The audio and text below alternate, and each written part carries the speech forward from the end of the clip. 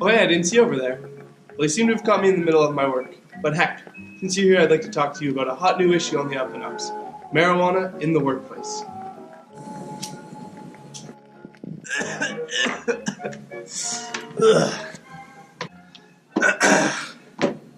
Now, when most people hear the term marijuana, they think of people being really stoned, high, lazy, good-for-nothing degenerates, riding on the coattails of the successful baby boomer generation. But I'm here to tell you that might not be the case. With the legalization of marijuana coming up on July 1st, 2018, I want to talk to you, fine folks at home, about the truth behind marijuana in the workplace, an issue that's been overlooked in the past, but is of utmost importance right now. Before we get into the thick of things, I first want to address the issue of the stigma around marijuana in the workplace. Let's take a look at Jimmy here. Hey, Jimmy. Jimmy here is a weed smoker who uses the drug every single day. Now, in your head, do you think Jimmy looks like this? Or do you think Jimmy looks like this? Well, if you thought the second option, then by gosh, you're right. This fine young lad is actually a junior accountant at one of the biggest firms in Calgary. You see, Jimmy is a very anxious person and struggles to get his work done if he doesn't have something to calm his nerves. Isn't that right, Jimmy? Me too, thanks. While it's true Canada does a swell job in defending medical marijuana rights of its workers, many workplaces still have a stigma around the drug. For many like Jimmy, when it comes to job satisfaction, there's a strong relationship between enjoyment of social context and overall job satisfaction. This means that to keep Jimmy boy happy, the folks at home should work to break the stigma. Keep up the great work, Jimmy. Did you know that according to Stats Canada, 1 in 3 people aged 18 to 25 have smoked cannabis in the last year?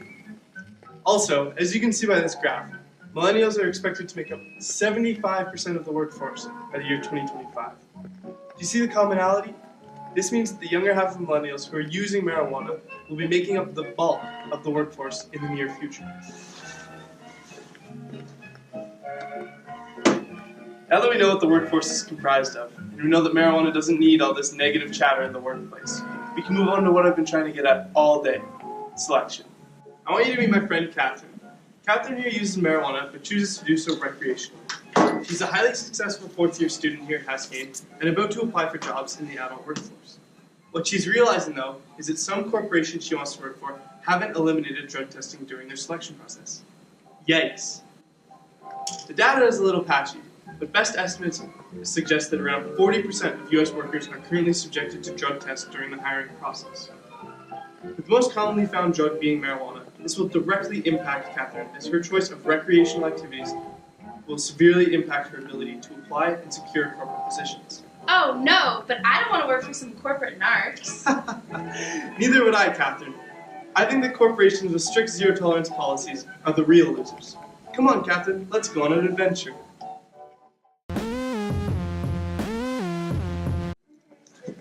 Whoa, where the heck are we? This here, Catherine, is the Silicon Valley, one of the fastest growing tech regions in the world, chock full of young, hip computer programmers with disposable incomes and not much social life.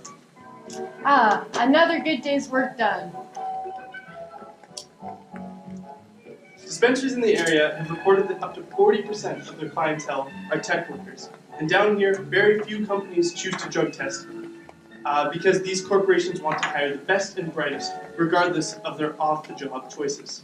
Because there's no breathalyzer equivalent, testing is done via urine samples, which can detect the drug use up to several weeks after the fact and can still be grounds for termination.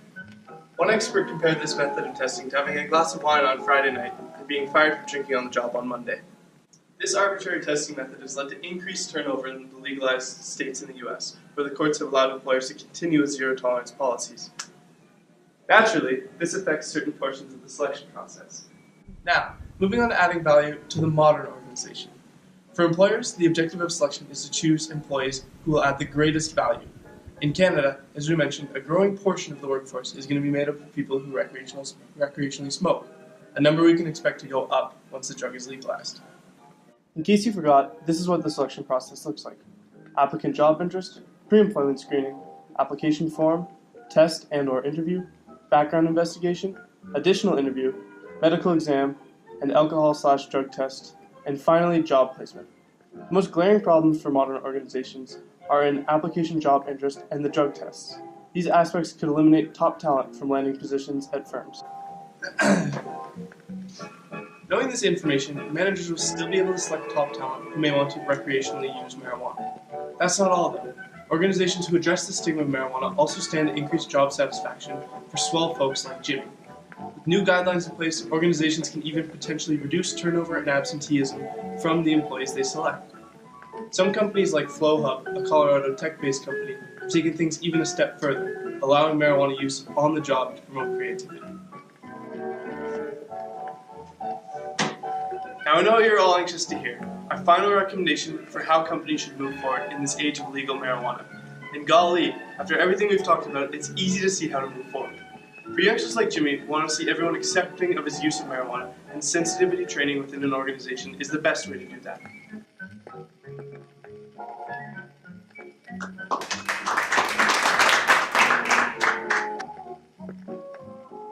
For people who want to use the drug recreationally, we think that corporations should update drug and alcohol policies to classify marijuana more closely to alcohol. We think the two substances should have similar regulations. Finally, companies should remove drug testing from their selection process to ensure that they net top talent. Well, that's all the time I have today, folks. I hope you learned a lot about marijuana in the workplace and its influence on selection.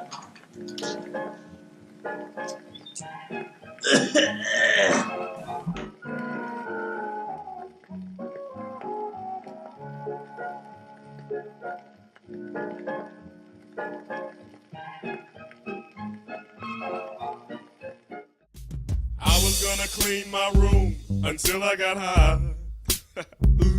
I was gonna get up and find the broom, but then I got high. My room is still messed up, and I know why. Why, man? Yeah, cause I got high. Because I got high. Because I got high. La da da.